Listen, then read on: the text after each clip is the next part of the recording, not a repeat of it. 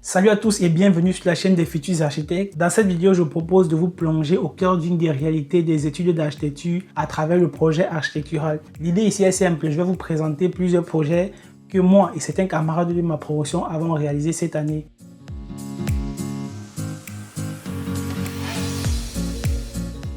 Cette vidéo est en quelque sorte une projection dans ce qui vous attend si vous souhaitez devenir un architecte. En plus, elle répondra à une question qu'un grand nombre d'élèves me posent assez souvent, à savoir s'il faut forcément savoir dessiner avant d'espérer entrer dans une école d'architecture. En vous présentant les projets, j'en profiterai pour vous glisser quelques dessins. Comme ça, vous vous ferez une idée du niveau requis en école d'architecture, les amis. Si tu me découvres, moi c'est Alain, je suis étudiant en deuxième année à l'école d'architecture de Marseille. Enchanté. À travers cette chaîne, je crée du contenu sur tout ce qui tourne autour des études d'architecture et aussi, j'aide les élèves qui souhaitent entrer en école d'architecture. Si ce genre de contenu t'intéresse, abonne-toi pour être informé à la sortie de mes prochaines vidéos car justement, j'en fais une par semaine. Vous l'aurez sans doute compris, l'objectif de cette vidéo est de vous montrer ce que nous faisons concrètement en projet et aussi de vous faire voir comment d'une idée de base ou d'une problématique peut naître différents types de projets. Cette vidéo est la suite d'une première vidéo que j'avais faite et que vous aviez adoré. Vous êtes nombreux à m'avoir demandé sur la page Instagram de la chaîne de continuer avec ce genre de contenu. Et comme c'est vous les chefs, elle est là la vidéo les amis. N'empêche que si tu es là et n'as pas encore regardé cette première vidéo qui présente un autre projet, je te la mets ici là. Avant de commencer, pour ceux qui ne le savent pas, le projet architectural dont je parle ici est le cœur des études d'architecture avec un coefficient de 10. Une fois que tu te loupes en projet, c'est foutu pour toi. Tu redoubles l'année. Il n'y a pas de rattrapage ni d'excuses, peu importe, même si tu as eu 20 dans tous les autres cours. J'ai justement fait une vidéo dans laquelle je présente tous les cours en école d'architecture avec les coefficients et en quoi ils consistent. Je vous la mets également ici là. Cette vidéo vous permettra d'être à jour. C'est bon? Alors, comment va se dérouler cette vidéo? Tout d'abord, dans un premier temps, je vais vous donner l'énoncé, en l'occurrence le cahier des charges que nous avions pour réaliser chacun de ces projets. Question de vous mettre dans le contexte et vous permettre de mieux comprendre les attendus des enseignants et aussi le cheminement derrière chacun des projets. Ensuite, dans un ordre de 1 à 7, je vous présenterai chacun des projets individuellement en citant le nom de l'étudiant ou de l'étudiante l'ayant réalisé. Pendant que vous serez en train de visualiser la maquette et les dessins, j'en profiterai pour vous donner de brèves explications concernant l'intention de projet derrière chacune des créations. Comme pour la première vidéo les amis, faites-moi plaisir. Après avoir regardé cette vidéo, j'aimerais que vous écriviez dans la barre de commentaires le projet que vous avez le plus aimé. Si vous êtes curieux, dans la prochaine vidéo, je vous dirai lequel de ces projets est le mien. C'est bon pour vous? Si c'est ok, je propose que l'on commence avec l'objet de cette vidéo. Pour démarrer avec le deuxième semestre, nous avons fait un voyage en Avignon afin de découvrir nos différents sites de projet. L'exercice ici consistait à mettre en place une dualité entre un lieu existant et un espace contemporain. Il s'agissait ici de créer une bibliothèque au sein même de la tour de la porte Saint-Lazare. Cette dernière devait principalement être dédiée au public, soit de la jeunesse ou du théâtre. Voyons maintenant comment les étudiants ont répondu à cette demande. Le premier projet que nous allons voir est celui de Carla.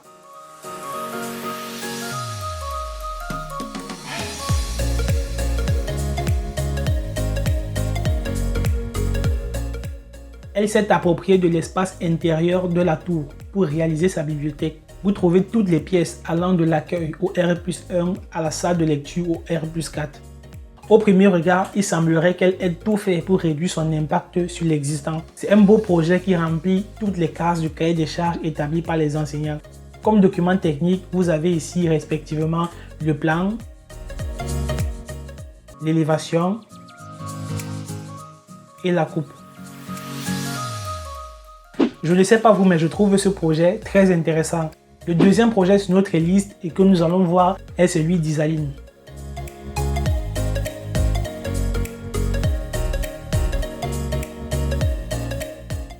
Pour répondre à cette demande, elle s'est inspirée de son enfance. Elle a choisi de créer plusieurs cabanes sur le long des remparts. L'ensemble constitue sa bibliothèque. Chacune d'entre elles remplit une fonction assez précise, soit pour le stockage des ouvrages en accès restreint, ou l'accueil, ou comme salle de lecture. Je trouve cette proposition assez originale, pas seulement sur le fait que ça rappelle mon enfance, mais également sur la façon dont ça occupe l'espace, parce que une grande partie des étudiants ont empilé plusieurs projets au niveau de la tour pour faire un tout. Mais elle, Elle a préféré concevoir plusieurs éléments à différents endroits et l'ensemble constitue sa bibliothèque. Fallait y penser. J'apprends avec cette œuvre que tout est bon pour faire un projet. Il faut juste être confiant et avoir des arguments nécessaires pour les présenter et par la suite les défendre lors de la présentation du projet. Après celui d'Isaline, maintenant regardons notre troisième projet, celui de Brice.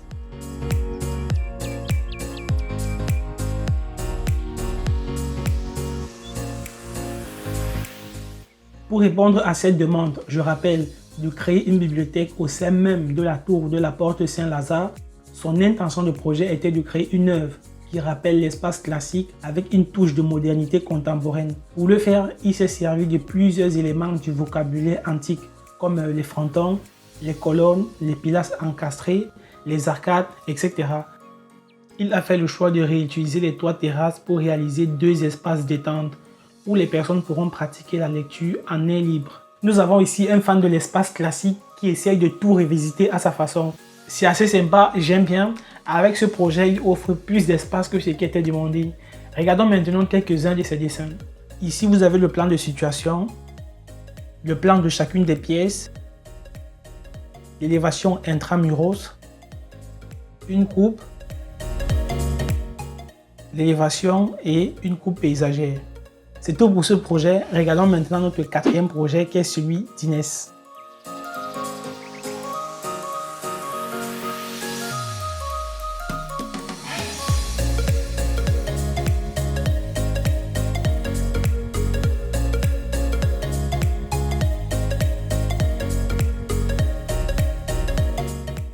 Elle s'est appropriée de l'espace intérieur de la tour et d'une partie du trottoir pour concevoir sa bibliothèque. Vous avez ici l'élévation intramuros, l'élévation extramuros et une coupe qui permet de voir l'agencement intérieur. Je ne sais pas si vous avez remarqué, elle a une certaine maîtrise du dessin qui m'impressionne à chaque fois. Bon, peut-être à travers votre écran, vous n'allez pas bien voir les choses comme moi, mais elle maîtrise. Bravo à elle, ça m'impressionne. Il y a une certaine profondeur dans chacun de ses dessins. En tant qu'étudiant en archi, nous n'avons pas tous le même niveau en termes de qualité de dessin. C'est comme ça. Après ce beau projet, je propose maintenant que l'on enchaîne avec notre cinquième projet, celui d'Aminé.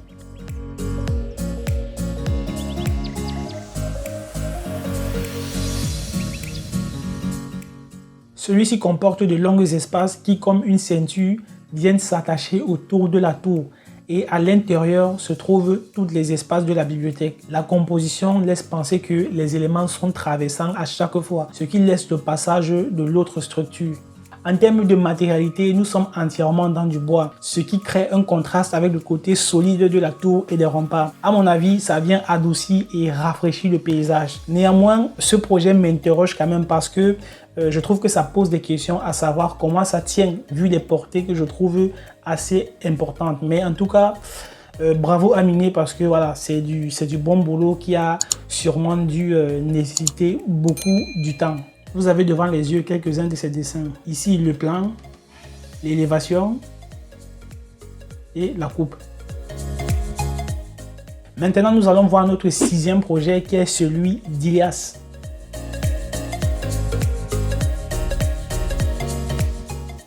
Ici, nous sommes dans un principe d'empilement d'éléments les uns sur les autres.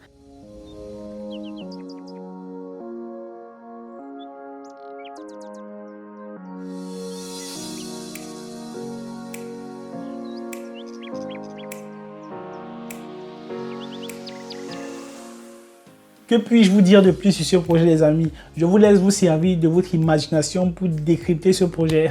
Néanmoins, je vous mets ici le plan d'élévation. Le septième et dernier projet sur cette liste est celui de Mohamed.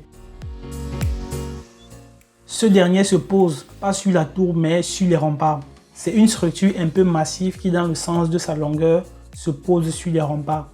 Pour tenir, nous avons un système de pilotis sur les côtés qui viennent en renfort.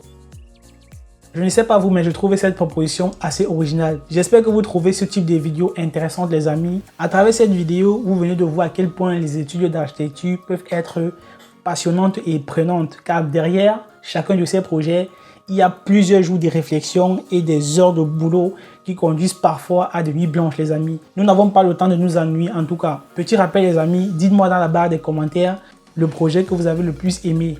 L'idée ici est de rendre cette chaîne un peu plus dynamique et interactive. Faites ça pour moi, les amis, je compte sur vous. En attendant la prochaine vidéo, mets-moi ton plus gros like si tu as aimé cette vidéo. Partage et abonne-toi pour ne pas rater ma prochaine publication car j'en fais une par semaine. Le fait d'être abonné te permettra d'être informé à la sortie de ma prochaine publication. C'est tout pour cette vidéo les amis. Je vous dis à bientôt et prenez soin de vous. Allez, bisous les amis.